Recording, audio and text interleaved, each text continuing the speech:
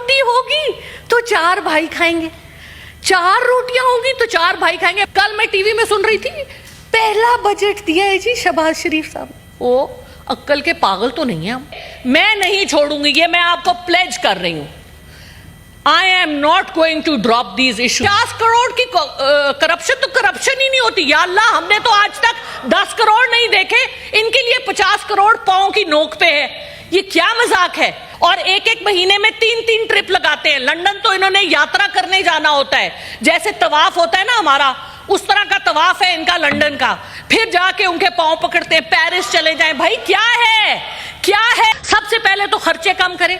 Prime minister जो कहते हैं 1 रोटी होगी तो 4 भाई खाएंगे, 4 रोटियां होंगी तो 4 भाई खाएंगे। भाई अपने तो पहले अपने से तो शुरू करें। अपनी कोई मनी ट्रेल दिया आज तक आपने? हुदैबिया से स्टार्ट कर ले, कहीं चले जाएं आप।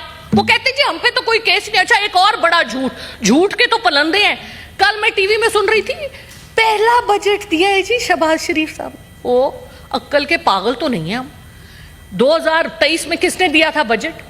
ये किसको उल्लू बना रहे? पिछला बजट भी इन्हीं का था, पिछला बजट भी पीडीएम का था। शहबाज शरीफ साहब वाज ऑन द चेयर। तो मुल्क को, जब आपको मैं टाइम दूंगा आप जो मर्जी बात करें। मुल्क को मेरा वक्त, मैं 4 मिनट एक्स्ट्रा लूंगी जो इन्होंने इंटरप्शंस की हैं। Thank you sir. अच्छा, मुल्क को इस तबाही के दहाने पर लेके आने के लिए ये सब लोग जिम्मेवार हैं। देखिए, मैं नहीं छोड़ूंगी, ये मैं आपको प्लेज कर रही हूं। I am not going to drop these issues। मुझे ये बताइए कि इसहाक डार साहब बड़े ऑनरेबल हैं हमारे लिए, उनके पास क्या जवाब है? उन्होंने 3 इतने बड़े बड़े ओहदे लिए हुए, deputy prime minister, foreign minister, leader of the house, और फिर वो कहते हैं मुझे प्रिजाइडिंग ऑफिसर भी बनाओ। माशाअल्लाह, लीडर ऑफ द हाउस तो यहां मौजूद नहीं होते। हमारी कमेटियों का आधा मसला इसलिए है कि इसहाक डार साहब अवेलेबल नहीं होते। मुझे बताएं, इतने बड़े बड़े 3 ओहदे किस तरह से जस्टिफाई कर सकते हैं वो? इसका भी हिसाब दे। उससे पहले वो सेनेटर भी थे और कई साल वो ऐवान में नहीं आए। मुझे प्रूफ दिखाएं कि उन्होंने अपनी तनख्वाह नहीं ली उन सालों की। बिल्कुल ली होगी। तो ये जो बातें हैं ये हमें बहुत तकलीफ देती हैं। हम टैक्स देते हैं। मैं अपना सब कुछ, I used to live in Dubai, middle east में मैं थी 13 साल के लिए। मेरी उधर की प्रॉपर्टी मैं बेच के आई, बैंक अकाउंट बंद करके आई, चुप करके सुने।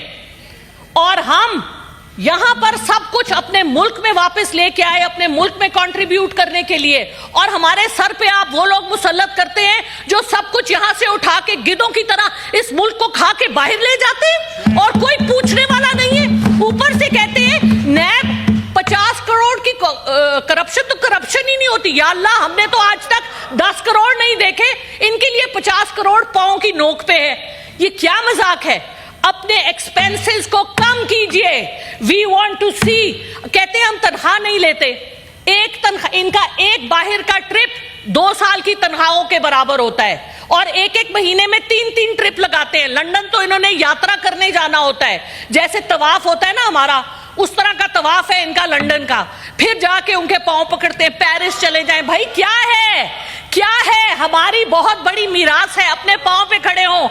आप कहते हैं आपका 6 ट्रिलियन के एसेट्स हैं, आपका रिको देक, आपका सैंड, बाकी जो आपके लिथियम और क्या कुछ आपके पास है, साउथ वजीरिस्तान। मुझे बताइए, और आप वो सारे औने पौने दामों बेच रहे हैं? किस हिसाब से? कौन जिम्मेवार है? चुप करें, सुने। इस तरह नहीं होगा, ऐसे नहीं होगा। अगर आपका सच निकल रहा है तो तकलीफ की, चुप करके सुन ले। हम भी आपकी बड़ी बातें सुनते हैं। अभी तो मैंने कुछ कहा ही नहीं। अभी मैंने क्या कहा है? अभी तो मैंने कुछ कहा नहीं।